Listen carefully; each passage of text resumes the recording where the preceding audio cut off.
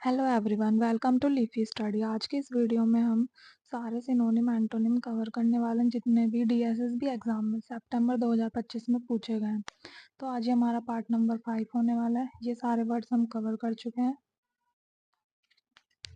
हमने 38 तक कवर कर लिया था। अब है हमारा क्वेश्चन नंबर 39। 39 है हमारे पास परसेप्टिबल। परसेप्टिबल का मतलब होता है जो चीज़ नोटिसेबल होती है या फिर क्लियर होती है। अब क्लियर हमने पार्ट 1 में करा था कि क्लियर के सिनोनिम क्या क्या होते हैं। लूसिड से शुरू होने वाले 3 वर्ड क्या क्या होते हैं। लूसिड, पेलुसिड क्योंकि इसमें भी लूसिड आ रहा है और इसमें भी लूसिड आ रहा है। एलुसिडेट। और क्या सिखाया था मैंने, आर्टिकुलेट, एक्सप्लिसिट, एविडेंट। एविडेंट कैसे होते हैं, जो क्लियर होता है, तो एविडेंट भी हो जाएगा क्लियर। और लिम्पिड, ला से लूसिड वाले और एक ला से वर्ड हो जाएगा लिम्पिड। तो अब जब भी हम क्लियर वाली लिस्ट लिखेंगे तो उसमें लूसिड से शुरू होने वाले 3 वर्ड्स तो लिखने ही है और साथ में एक परसेप्टिबल भी लिखना है अब, और लिम्पिड। तो ये एग्जाम में काफ़ी बार रिपीट हुआ है। अब क्लियर का एंटोनिम क्या हो जाएगा, जो चीज़ अनक्लियर है।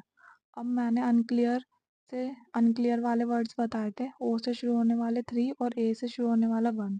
तो ओ से शुरू होने वाले 3 वर्ड्स कौन कौन से थे, ओपेक, ऑब्सक्योर और ऑफस्केट। और ए से शुरू होने वाला कौन सा था, एब्स्ट्रूज। और एक जो पिछले पार्ट में पूछा गया था, हैजीनेस का मतलब आया था ना पेपर में, तो उसका अनक्लियर होता है वर्ड, तो एक हैजीनेस हो जाएगा। नेक्स्ट है हमारे पास कैकोफोनी। अब फोन से हमें क्या पता लग रहा है कि साउंड की बात हो रही है। अब कैको मतलब कर्कश सी आवाज़, मतलब जो कर्कश सी आवाज़ होती है, हार्श या जो अनप्लीजेंट साउंड होती है। जो डिजोनेंस मतलब जो बातों में एग्री ना कर रही हो, डिसएग्री, तो वैसी साउंड, कर्कश वाली आवाज़ के लिए जो भी सिनोनिम होगा हम उसे टिक कर देंगे, जैसे कि अनप्लीजेंट साउंड, हार्श या फिर डिसोनेंस। अब नेक्स्ट है हमारे पास हारमनी। ये हमारे पास एग्जाम में 2 बार रिपीट हुआ है। हारमनी का मतलब होता है शांति, जिसमें लड़ाई झगड़ा ना हो, पीस, काम। तो एंटोनिम में इसका एंटोनिम क्या हो जाएगा, जहाँ पे लड़ाई झगड़ा हो, वायलेंट हो जाएगा। नेक्स्ट है एफरवेसेंट। एफरवेसेंट का मतलब क्या होता है, लाइवली। नेक्स्ट है हमारे पास दुखी के सिनोनिम बताना है। तो ये पेपर में केवल ऐसे पूछा गया था कि हमें ग्लूमी का मतलब बताना था क्या होता है, तो वो होता है सैड। तो मैंने दुखी से होने वाले सारे वर्ड लिख दिए एक साथ। तो ये काफ़ी इंपॉर्टेंट है, इनमें से कोई भी पूछा जा सकता है एग्जाम में। तो सबसे पहले तो सैड, दुखी वाले वर्ड कौन कौन से हो जाएंगे, ग्लूमी और सैटरनाइन। सैटरनाइन क्या होता है, अगर कोई आपसे सैटरडे की नाइट पे काम करवाया जा रहा है तो आपको क्या होगा, दुख होगा, क्योंकि अगले दिन संडे आपको एंजॉय करने को नहीं मिलेगा।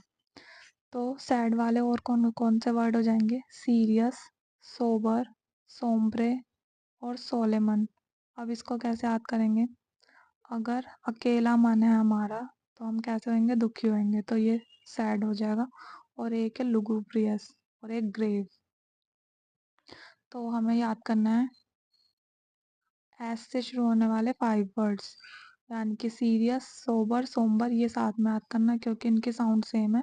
सोलेमन, सैटरनाइन। तो ये हमारे पास 5 वर्ड्स हो गए और एक हो जाएगा लुगुब्रियस।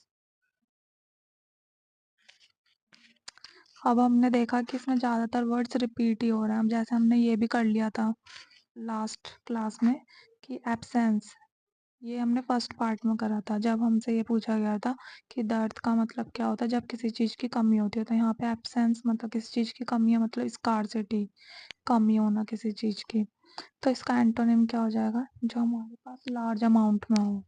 लार्ज अमाउंट में हो मतलब हमारे पास भर भर के हो, जैसे कि कोपियस। अब हम कॉपी में काम करते हैं, पूरा भर भर के करते हैं ना, तो कोपियस ऐसे याद कर लेंगे कि हमारे पास बहुत सारी मात्रा में है। अब सर प्लस, अब इसको कैसे याद करेंगे कि ये सर से भी ऊपर जा रहा है प्लस तक, तो इसका मतलब ये भी हमारे पास लार्ज अमाउंट में है।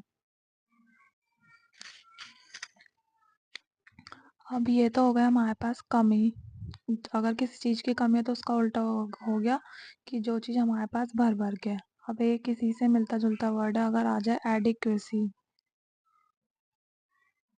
तो एडिक्वेसी का मतलब क्या होता है कि हमारे पास जितना भी है वो इनफ है, मतलब हमारे पास जितनी भी मात्रा है वो इनफ है, पर्याप्त है हमारे पास।